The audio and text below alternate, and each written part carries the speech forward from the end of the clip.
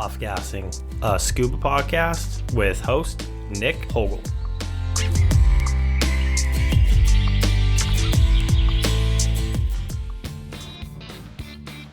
Joining the roundtable this week are guests Jill Heinerth, Mel Briscoe, James Mott, and Mike Gault.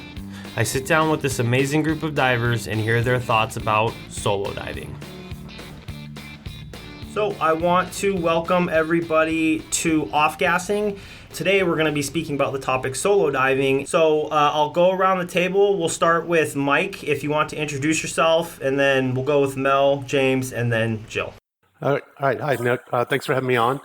My name is Mike Gault. I'm a technical diving instructor trainer in Austin, Texas. I teach with TDI, and I'm the assistant director of the Good Enough Springs exploration project. Been diving since about 1990-ish. Mix of inshore lake and river diving, cave diving, as well as some offshore diving and wreck diving. I'm glad to be here. Hello, I'm Mel Briscoe. I've been diving on and off since 1964 when I took a double hose regulator class when I was in college. We didn't get certified that year because Lake Michigan froze over. So we tried it again the next year and Lake Michigan froze over again. We were just too early for the global warming trend, I think. I finally got back into it in the early 80s when I was working at Woods Hole Oceanographic Institution and dived for quite a while there in New England as part of my work as an oceanographer.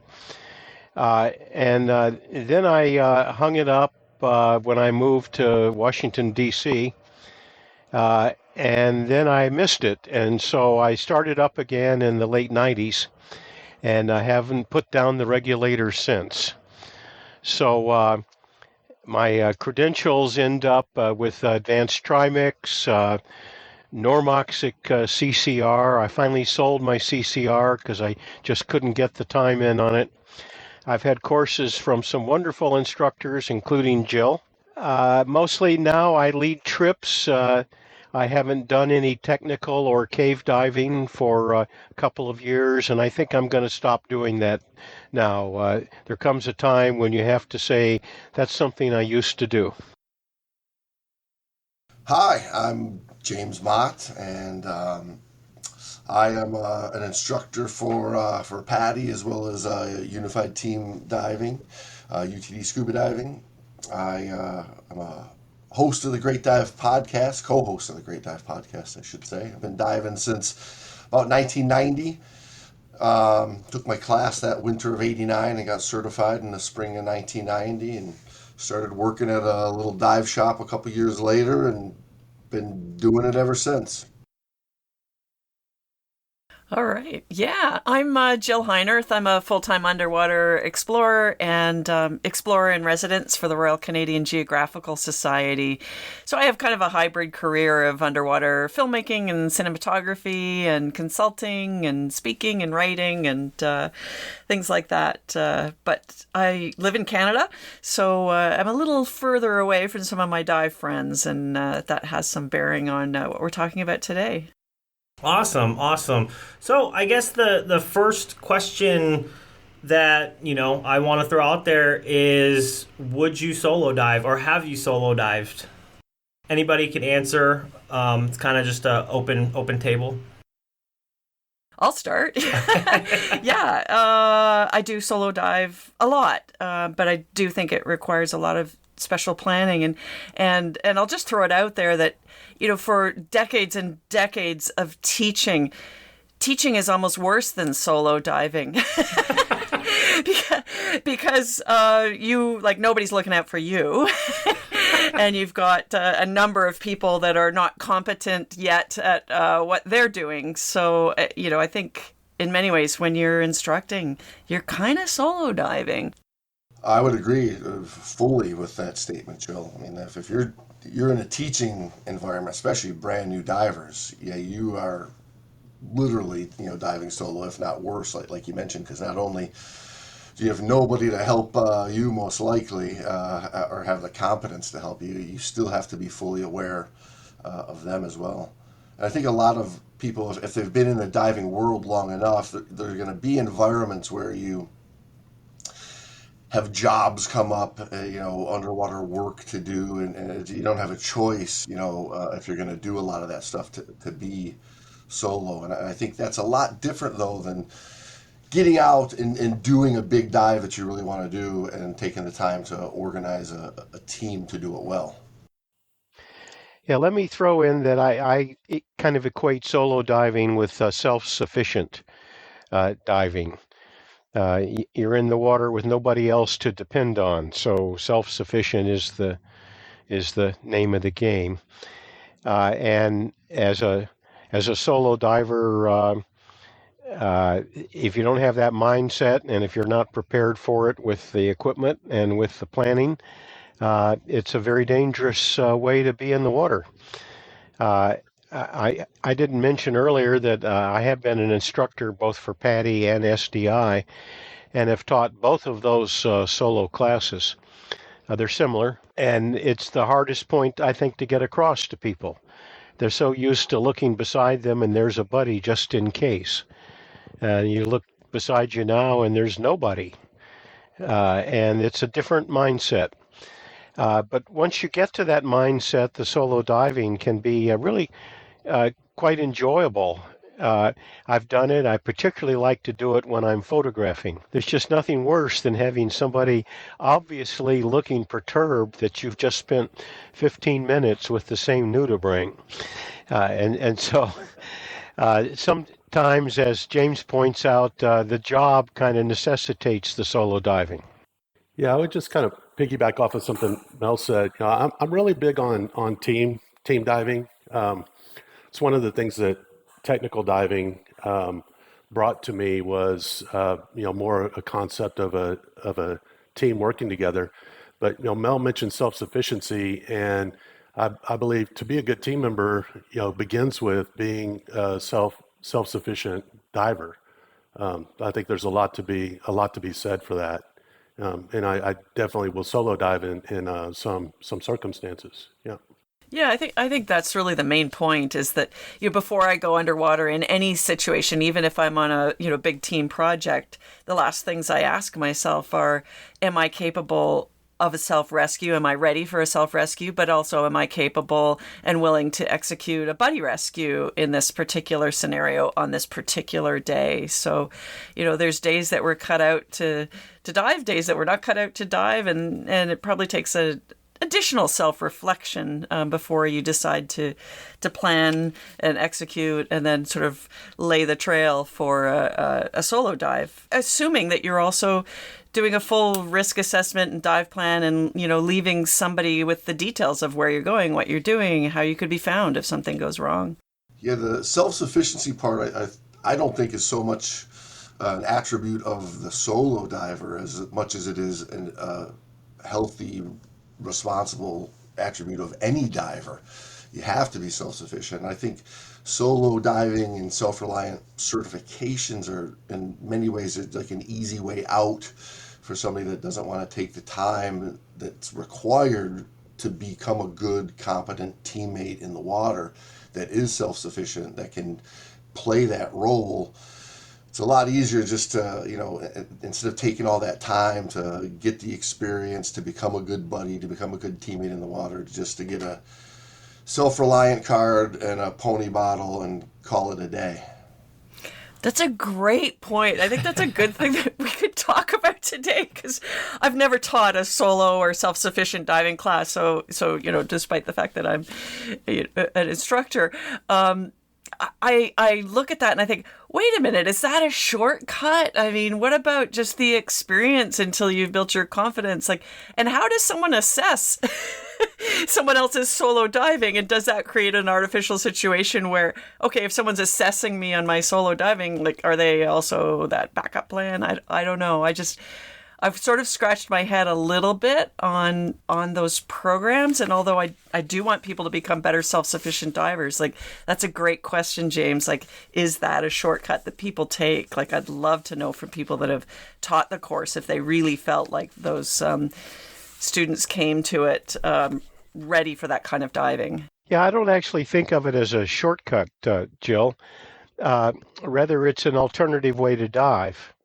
And a lot of us are in situations where as much fun and interest as there might be in having a team that you can dive with regularly, I don't have those folks. And so when I'm on a dive trip, I know a lot of the people on the trip, but they're not a team.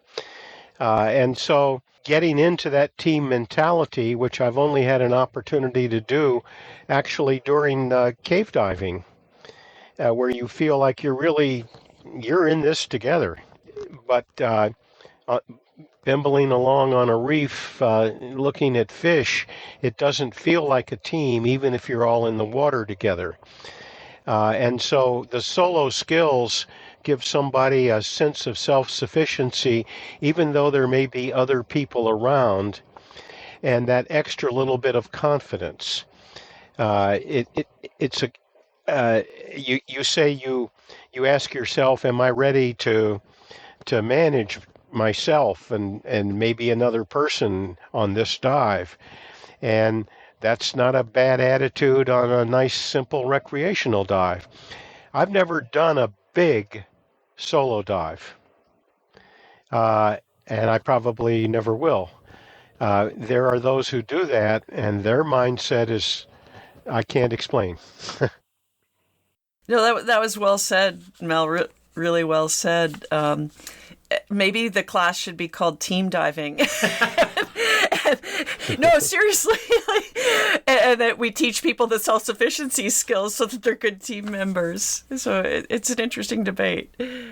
Well, that's exactly what the hard part is learning the team diving, and if you take the time to learn team diving and become a competent team member, you will, by definition, have way more tools than what a typical solo diving class teaches, which is usually just, if you need one of anything to go diving, you got to take two with you, and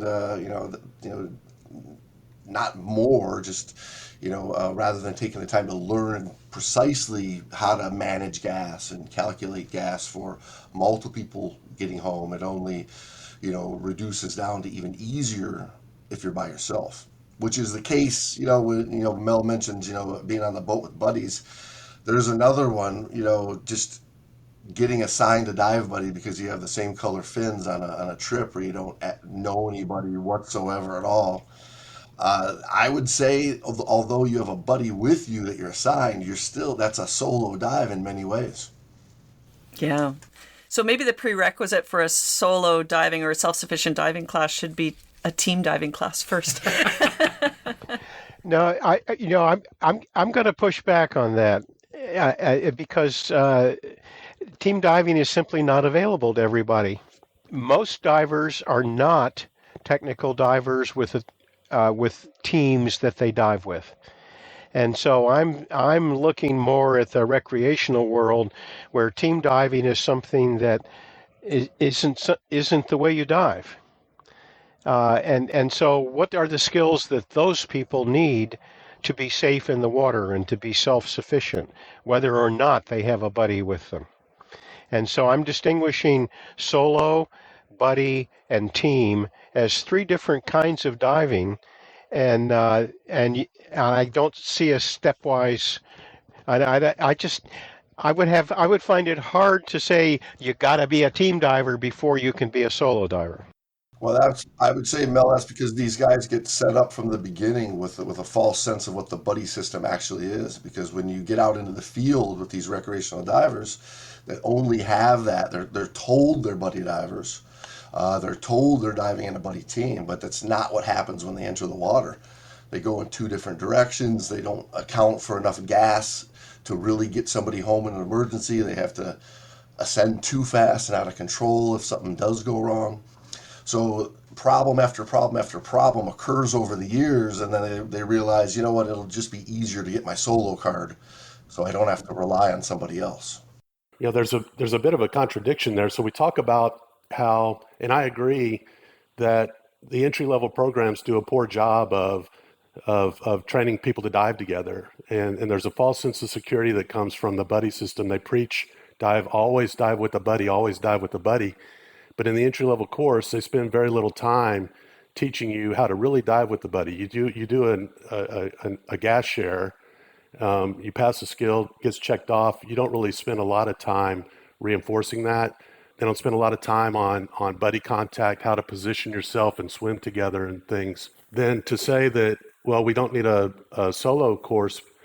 Well, I mean, the fact that the entry level programs are not preparing people to dive as teams very well would be an argument that people do need a solo course available to them. And I'm saying that as a solo instructor who rarely, if ever, teaches the solo course. I mean, the folks I dive with and train, we usually get this from entry-level technical diving courses, and it's really all about how the instructor delivers the training and whether they build this self-sufficiency or not. I think a big issue is we view these as opposing things, solo diving and team diving, and those two camps are often in opposition to each other. And we're missing what's really in the middle, which is, people diving self-sufficiently, and they can do that as a member of a team, or they can do it solo. So it's kind of like, I mean, our sphere of awareness grows when we're a new diver. Like, obviously, when you take your open water course, it's like, me. How do I do this? What does this thing do? What's happening? I don't know. Like the open water course is just all about me. And then the advanced course becomes more about, oh, crap, I have a buddy I'm supposed to be watching as well, right? In these new scenarios.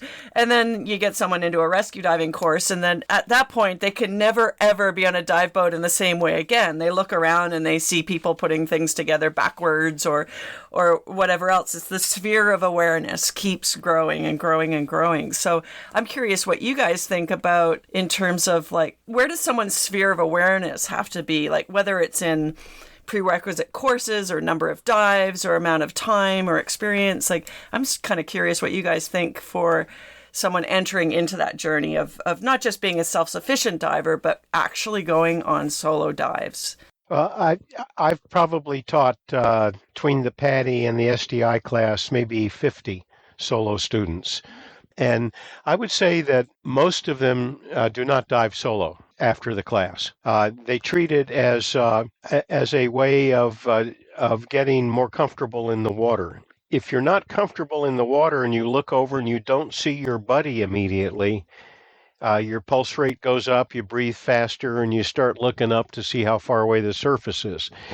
And so letting people realize that just because they can't see their buddy for a moment does not mean the dive is over. Gives a more comfortable dive, and people like that. So most of those students I've had appreciate that crossover from you must have a buddy to, maybe it's okay to not have a buddy, as a very nice border to be on the other side of. It's kind of like what people call light deco these days. Just a few minutes of deco when you're down deep, and it disappears by the time you get to the surface. It's wonderful to realize that your life has not ended just because your computer is flashing at you. That just took me back to my very first solo dive I ever did.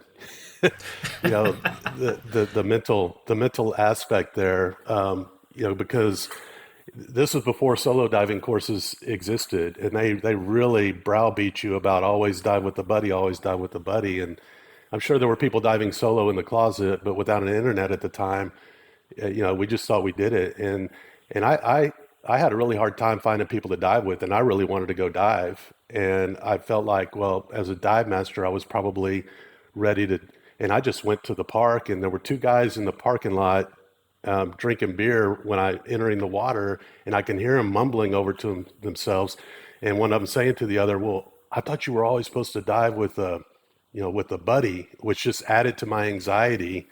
And and like it was a total different mindset then.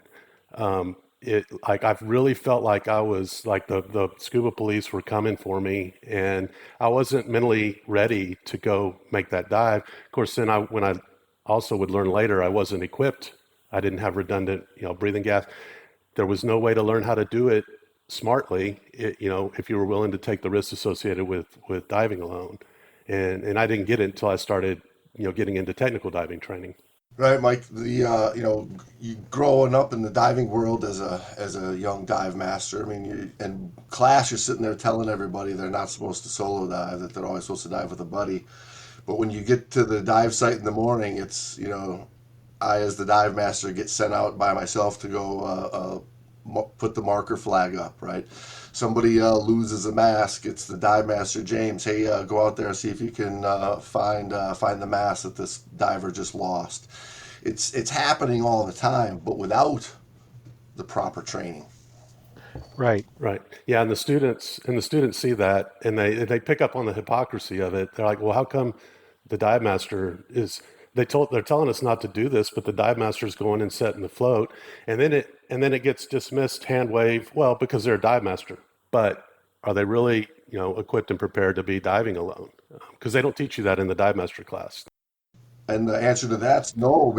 Yeah, because they're wearing the same exact equipment that the students are wearing, so that they're not equipping and planning any differently. In fact, they're probably doing it worse because they're going down with a tank that they probably should have changed out 20 minutes ago, and dropping down to find that mask. And Jill, you'd mentioned earlier that open water divers are thinking about themselves, and then advanced divers are starting to just begin to see outside of themselves, and it's the rescue before they really start to get a feel for any bit of awareness. I mean, that's 3 levels of training that not everybody does. Not everybody goes to advanced, and all of the advanced, not everybody goes to rescue. So you're talking a very small portion that even get exposed to a level of training.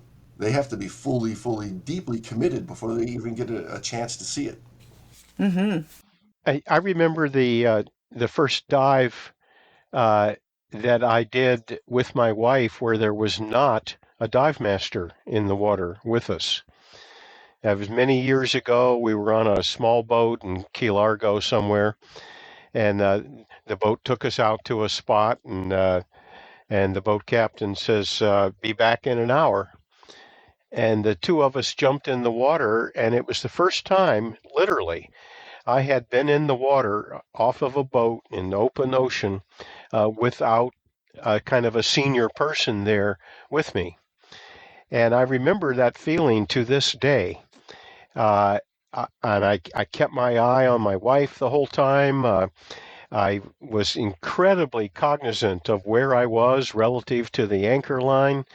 It was an entirely different dive, which I did not enjoy very much. And in a sense, I'm with Mike and James and Jill completely, that I had not been trained to do a good buddy dive where I was actually had my buddy. I wasn't alone in the ocean, but I felt like it because I'd always had this superior presence with me in the water. And when we came up, my wife had had a great dive, and I wasn't really so sure about it.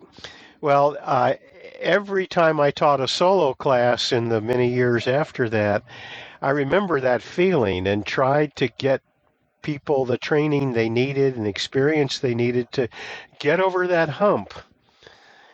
You're okay.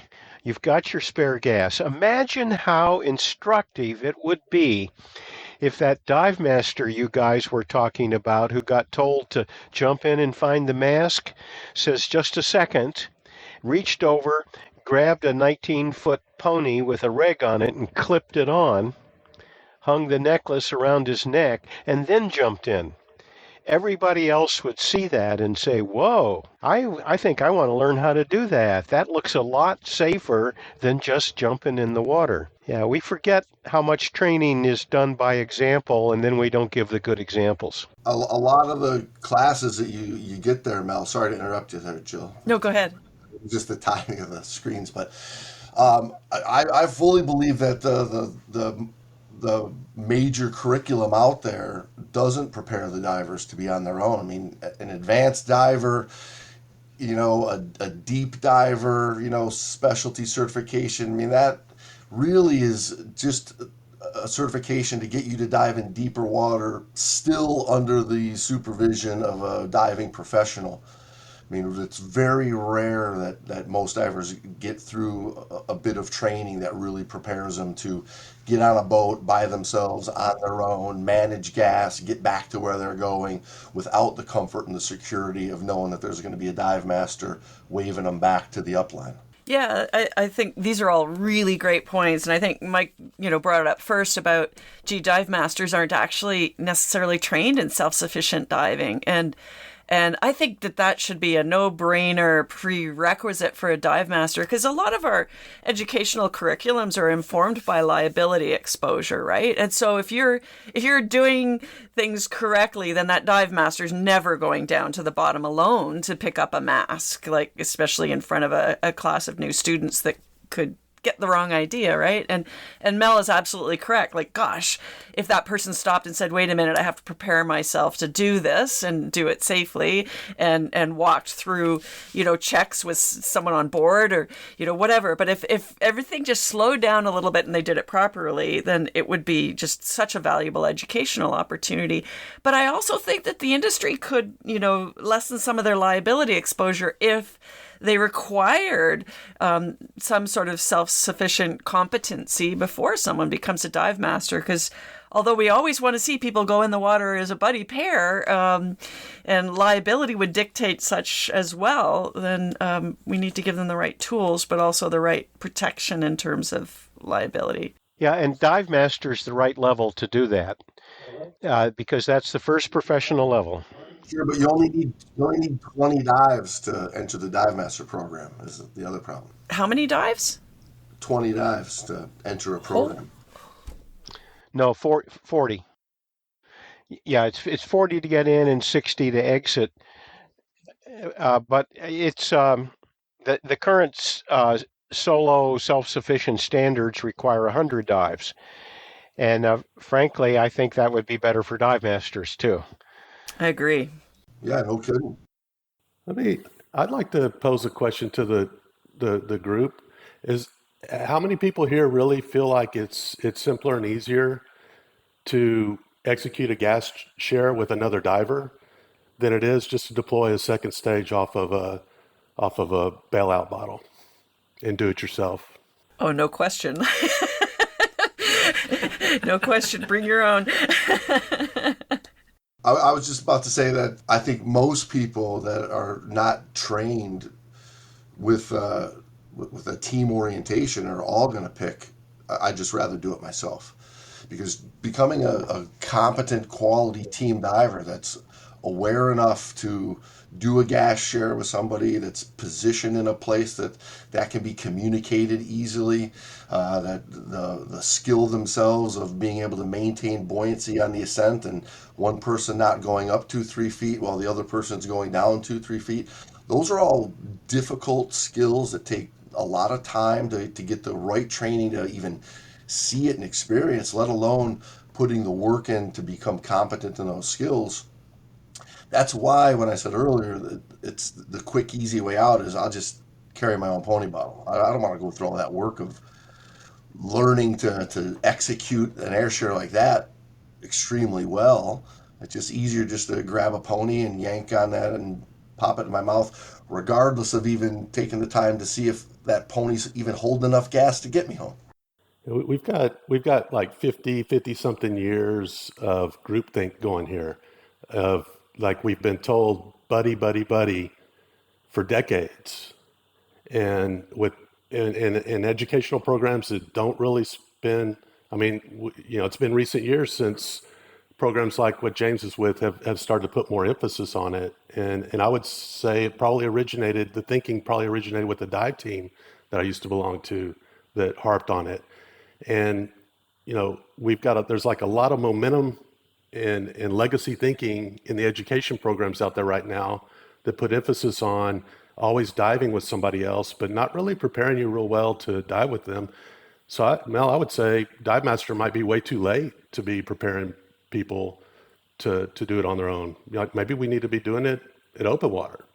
I mean, that would be a major change, and it's just hard to affect changes like that. And I'll throw another like something out there. Like, look at what happened in Malta not too long ago. The dive buddy that had, I think, criminal. I don't know if criminal charges mean the same thing in Malta as they do here, but dive buddy was charged with a very serious offense for how things went down on a dive. And I feel like sometimes people don't want to face those hard subjects. Go ahead. Yeah. Yeah, no, fortunately, I think those charges were eventually dropped because it seems that buddy had absolutely no responsibility for what happened to the partner. But yeah, it's you're absolutely right that we have kind of baked in that responsibility, and that as soon as you hear that something happens to a solo diver, you immediately say, well, it's because they were solo. It's like, no, that was not the root cause. It may have contributed to their eventual demise, right? But solo diving is not a root cause of an accident. Not bringing enough gas to survive an equipment failure, that could be a root cause. But solo diving in and of itself, contributing factor, yes. Root cause, no. Yeah, but Jill, I think the Dan's statistics show that it's over 50% of those solo problems, they started with a buddy. It's the inability to even keep that buddy team going that ultimately led them to becoming separated and then having an issue where you're wanting to rely on somebody, but they're not there any longer. Yeah. Yeah, I'm thinking about Mike's comment that, well, we ought to teach solo diving at the open water level. It's kind of in the. I view that statement as, well, that would be nice, but I don't know that it's really practical. And the reason is that it's hard enough to get that new open water diver to simply not kill themselves. And asking them, in addition, think about all these other things as well, and carry extra gas, and go through an extraordinary pre-dive checkout list, and actually figure out how much gas you're going to use. It's just a lot all at once. And so your choices, I believe, are to either make the open water class really, really long, which many of us had in our training. My class was a full semester long. And so we actually went through rescue training and got an open water card, a NAUI card. This was at Woods Hole Oceanographic. But that was extremely unusual. The weekend wonders that come out with their 4 open water dives, and they've never exceeded 40 feet, and now they're a diver and they can go do anything. They haven't got the mindset. They don't. Yes, I agree completely. They don't know about their buddy. Yes, I agree completely. They're certainly not solo divers. They're not self-sufficient. But I don't know how to do it better on today's structure of classes. And so maybe what you need, but you can see it coming, because the dive operators are now telling people, if you've only got an open water card, you can't come on this boat. You've got to have an AOW card before you can come on this boat trip.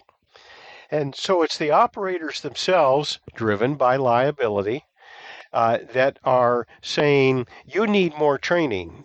You need more log dives.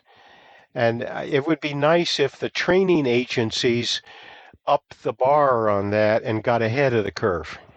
It sure would be nice if they just call it what it is, which is they don't have the training to get on those boats. Yeah, I just wanted to respond to Mel. I wanted to be clear that I'm not saying that we should do that. I was presenting that as a kind of a thought provoking question.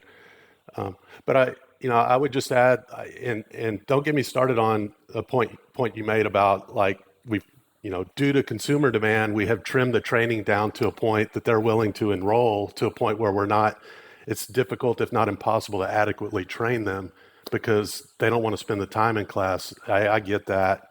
But if we don't have time to train them how to deploy a second stage regulator off of a stage bottle, how do we have time to train them to share gas with somebody who's swimming off in the ocean somewhere? Like, how can that be an easier thing to train to rely on my bailout gas that's being swam around on someone else's back? Yeah, I think, it's interesting, and I'm kind of reflecting back on something that Mel said a few minutes ago about how he felt the first time he went diving and there was no great overseer kind of supervising, and how that was kind of an awareness. Like, I recall, like, the first time I did the, compass underwater, just going out, taking a reciprocal bearing and coming back.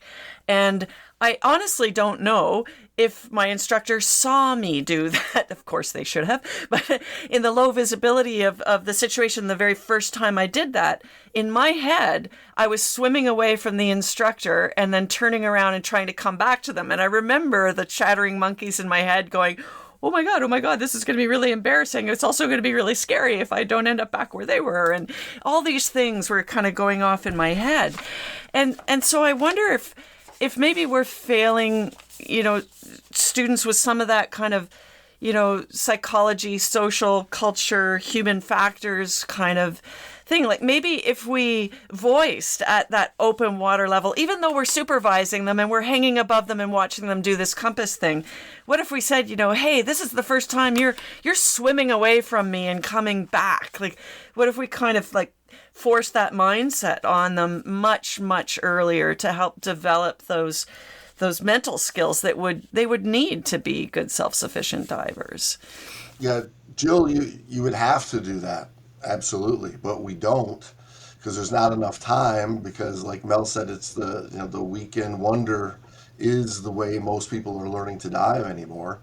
So, which is why it takes multiple classes before this even crosses anybody's minds. So my point is, why don't we just tell them really what they have when they get their weekend certification class, which is you're certified to 30 feet. You need to have, professionals in the water with you. You're not trained. You're not experienced enough. You are not prepared to really be out on your own. You still need to be handheld and babysat for a while. You know that L on the back of some cars for a learner's permit? It would be nice to have that on the back of a tank for new divers. Yeah, but we are, when we qualify someone, we're asking ourselves, is this person ready to take on the conditions that are similar to or better than the environment that I've just taught them in? And so literally after those 4 dives, they could go out on a friend's boat and jump into the water with someone with also 4 dives experience. So that's why I'm saying maybe we do need to put the brakes on and just say, hey, like, we need to spend more time on these like psychological, social, human factors right at the entry gate. Yeah, Jill, you just said it right there. We're training them to dive in an environment similar to where, we just left them, but we're leaving them under our supervision the whole time. The very few agencies require the divers to get unsupervised experience in addition to the last little dive that they swim around of their certifications to get time in the water doing the dives that they're trained to do. They have an instructor in the water and they get a handshake and a certification card, and then they're immediately given the flyer about the next level class that starts up tomorrow, and they don't get the experience time in there. We would have to completely change the culture, because divers are conditioned to, it's a weekend, I pay my money, I buy my gear, I get my card. we need to change the thinking and the culture of the community that says diving is something that I do week after week after week after week after week, slowly building up time and experience, and then eventually I'll be able to competently dive in an environment, which is the opposite of what we do now. We slap them through a day of training, 2 dives, here's your card, send them on their way. Yeah, I would love to see more experience in between class levels personally. Yeah. Yeah, if I could add one prerequisite to the AOW class, it would be 20 logged non-training dives. It would be nice. Yeah, absolutely. Nick, we haven't heard from you. How do you feel about solo diving? No, this has been great. Usually when I have to talk, it's because there's not a lot of conversation. We want to know what you think. So, no, so to be honest, there's been a lot of great points made, and so I really do enjoy solo diving. I've done it quite a bit. Have I done it safely? Looking back on it, no. I was got my open water certification, just went gung-ho, started diving quite a bit. And then the first opportunity that I got, I don't know if all of you are familiar with the Austin, Texas area. There's a big lake over there, Lake Travis. I got a job with a dock company because basically they were like, we need people that can weld, we need people that can dive, we need people that can just work. And I was like, sign me up, let's go. And kind of like what James was saying earlier, when you're working under the water, the boss really doesn't want to pay for more than one diver to go down there. And most of the time it's, you just really need one person because you're in zero out. I mean, it's zero visibility conditions. We used to joke around and call it, diving by braille, because you're just feeling, where's the shackle? Let me undo the shackle. Let me, do what I need to do and then pop back up. And it was very unsafe. I was just really gung-ho. We hear that term a lot. You don't know what you don't know. And as I started educating myself and moving through the ranks, I'm like, okay, this isn't really the safest thing to do. So I kind of started pulling back from that a little bit. But some of my favorite dives were going to Lake Travis, hitting up Windy Point and getting in the water by myself, because I didn't have to worry about that other diver. I could just worry about myself.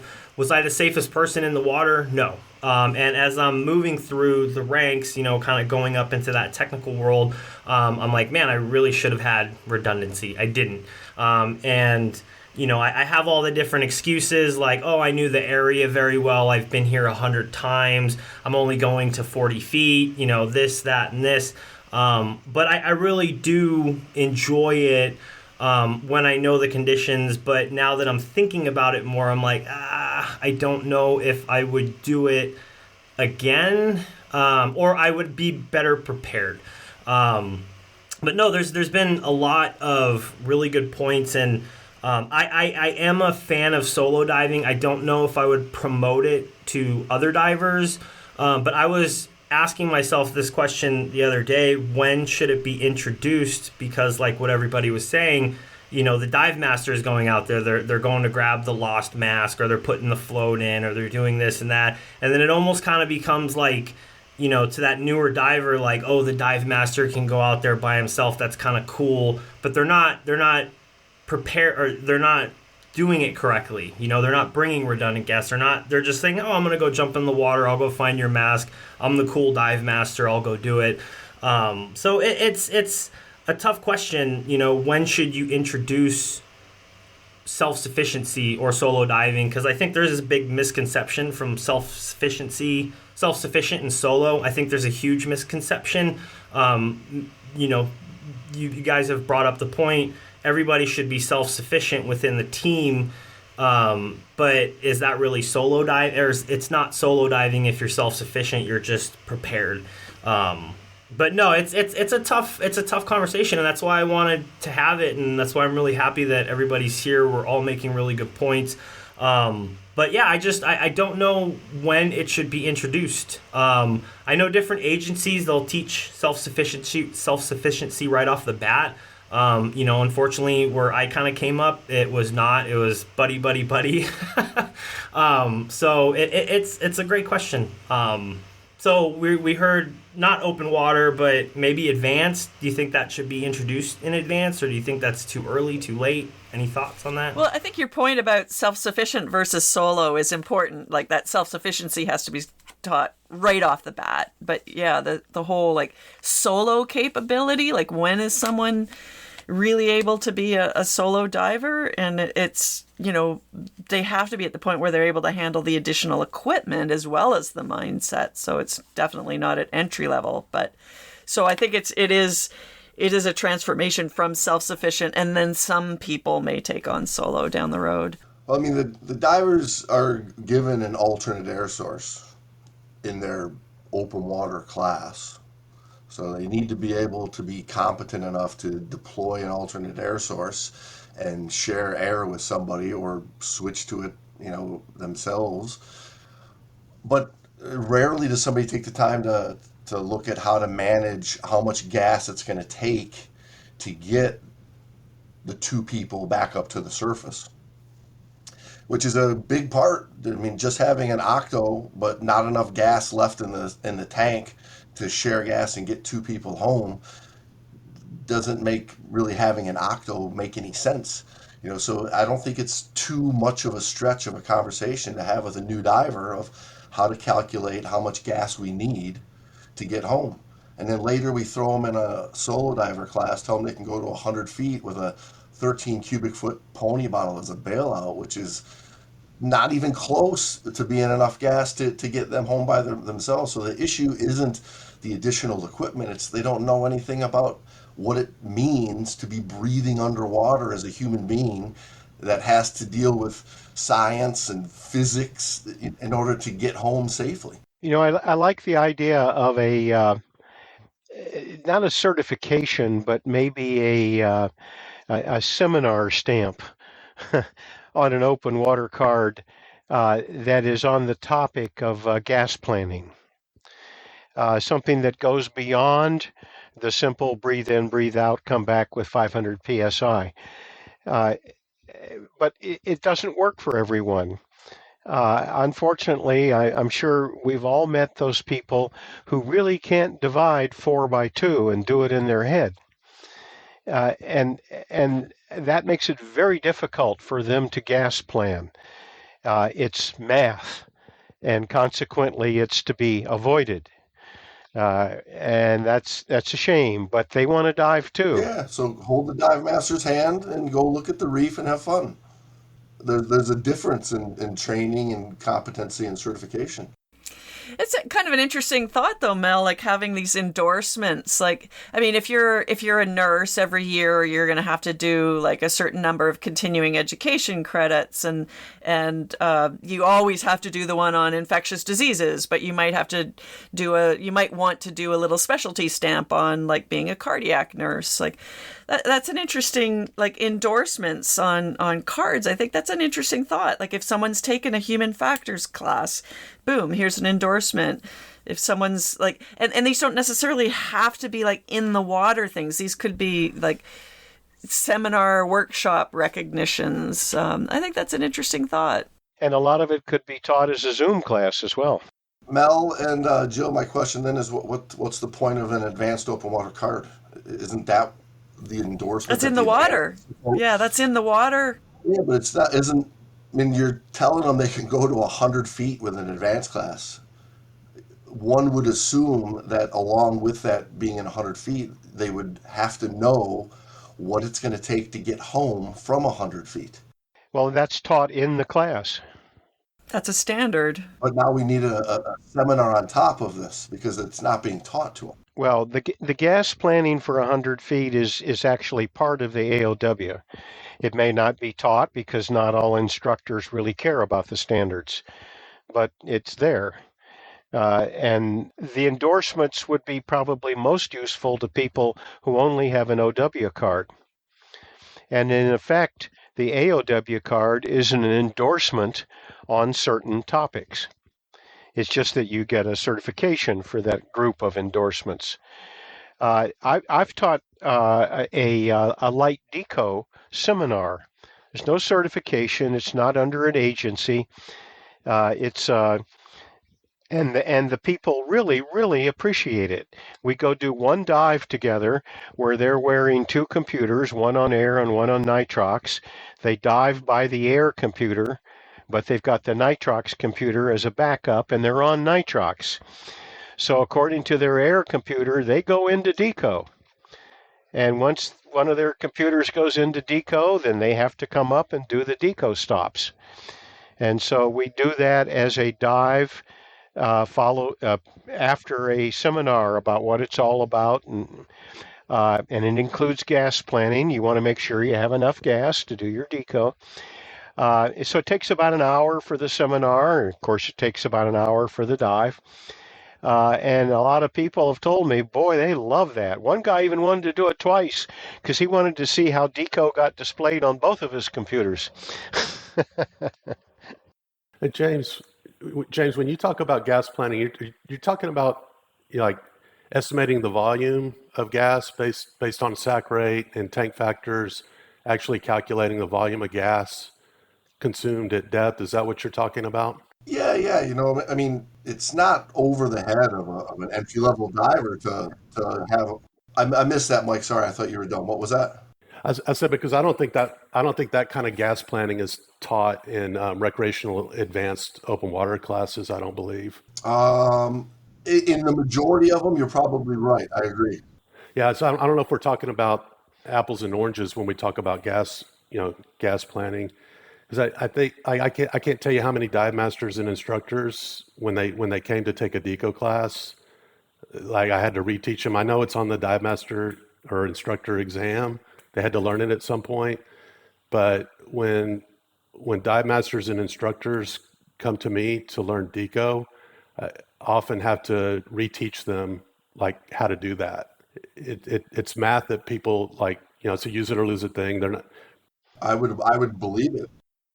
Yeah, I've been doing, gas management seminars for many years, speaking of seminars there, Mel. And you're right. I mean, I get and people of all certification levels, that after an hour of talking about some just basic gas planning, their jaws are on the table, wondering like why have I never even talked about this before at this level? And it's as simple as you're in 60 feet of water. How long is it going to take you to get to the surface? How much gas are you going to breathe? This is how much you need out of that aluminum 80 tank, with the assumption that if I do have to share gas, I can still make an ascent, do my basic minimum decompression or safety stops to get home and get to the surface in a way that everybody's okay, rather than barely having enough because you're trained to just suck that bottle down to 500 and then you got to go, and that's when you have the problem and you shoot to the surface. Everybody goes too fast. They blast through safety stops because they don't know or can't trust that they've got enough gas to make it. That's not a scalable way to set somebody up for a long-term life of being a diver. James, I got to say, it sounds like you're talking about some pretty crappy instruction. Well, it's what you see a lot of out there. I mean, most advanced classes it's swim with me as the instructor in deeper than 60 feet of water. All right, there's your deep dive. Follow me around at nighttime. Okay, you did your night dive. It's pretty instructor led, not diver focused out there. And that's what you see coming to you, like Mike's talking about. You get people coming in with pretty high levels of training and certifications that still need elementary education. So here's something controversial then.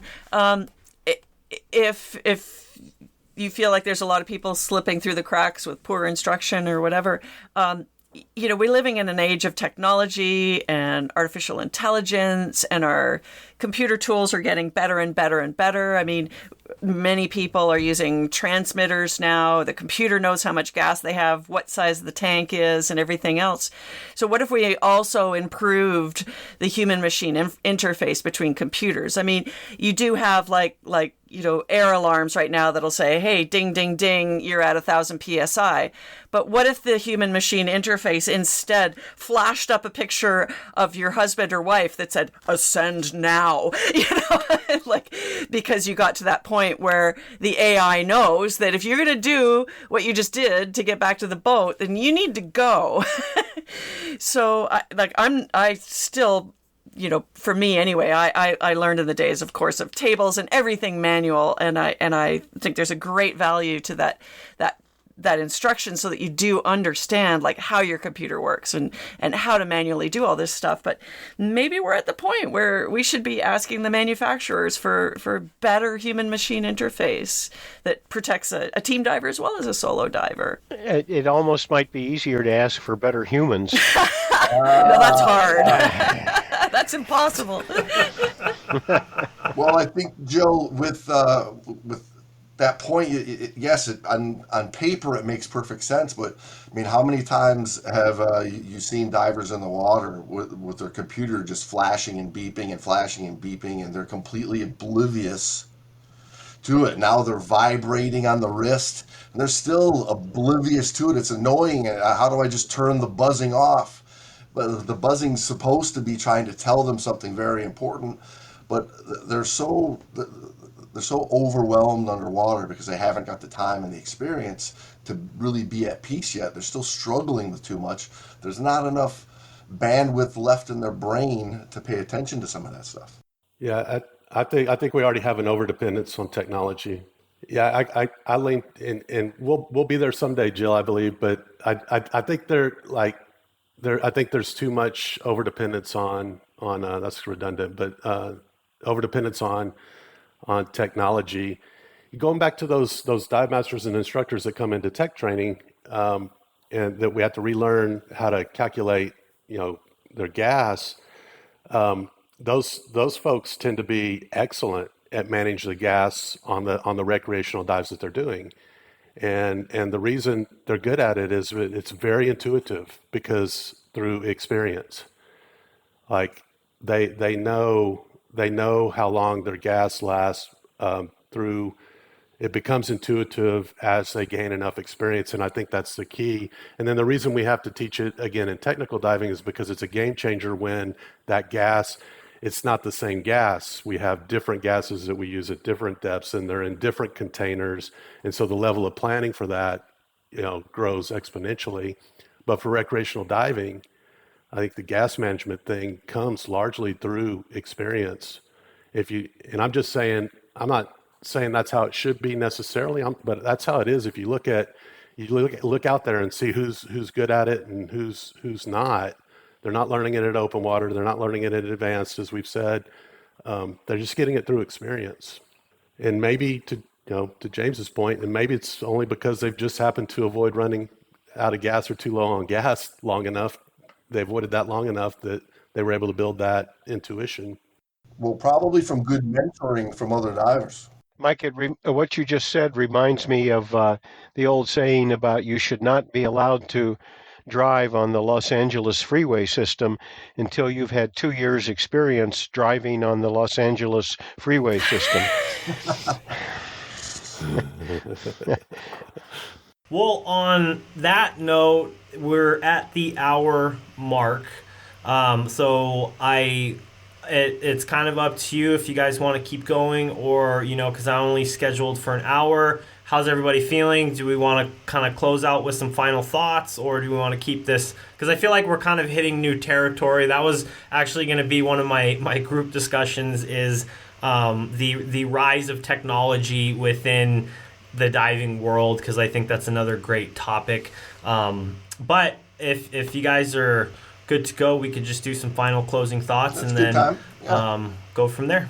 All right, Mike, any last thoughts on well, I feel like we've hit a lot of different topics now, but the original question, solo diving. Yeah, well, I feel like, we've thrown a lot of food for thought out there, and without closure, and there probably isn't closure. So I'd just say to any listeners, particularly those that are newer to diving, take it upon yourself to go out, seek out, and search the type of training and instruction and guidance you need for the particular kind of diving that you're doing or that you want to do. It's a self-service thing where you have to go out. The programs are designed to be flexible, to cover a wide range of activities, and so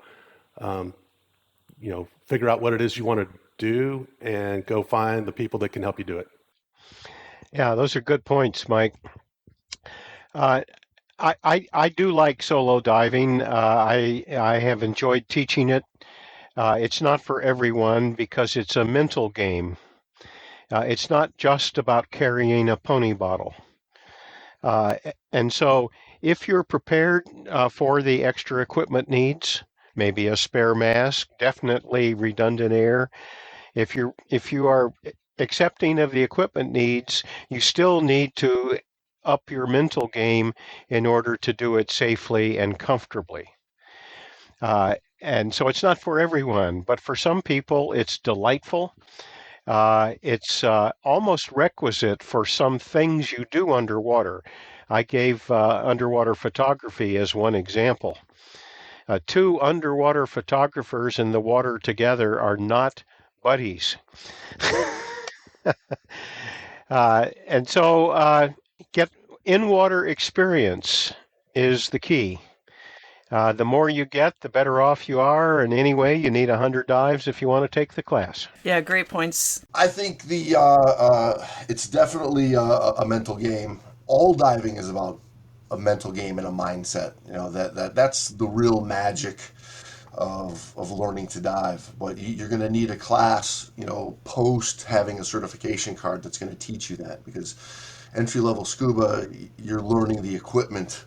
There's so much equipment to learn. It's a new place. In order to, mimic the LA freeway analogy, in order to really learn how to scuba dive, you kind of already need to be a scuba diver. Like, now we can really get to work and make you a diver versus just somebody who's got a C card.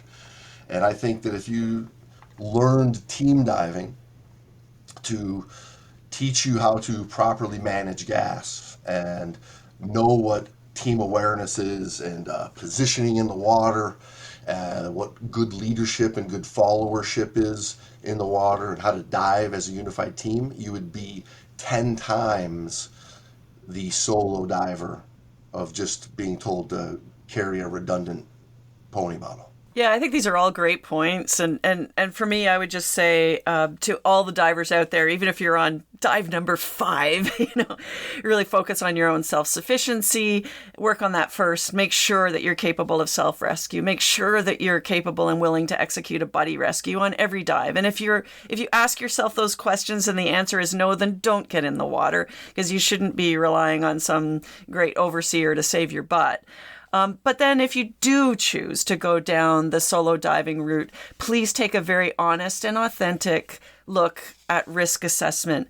Risk assessment is not about you making a choice and getting yourself killed. It's about how it's going to spill messily onto your family and your friends and the community and everybody else. And so a solo diving choice is really something that's probably not just yours, but that choice belongs to within a family discussion. Your spouse deserves a veto on that, and really think through what could happen. Even because of the political or social conception of what solo diving it is. Because as soon as someone dies alone or has an accident alone, the media says, well, it's because they were alone. So have that honest risk assessment and understand that yeah, you're on your own. There's nobody there to help you out. And if that's your choice, then enjoy it. I mean, I do love solo diving, but my husband and I talk about every dive before I go.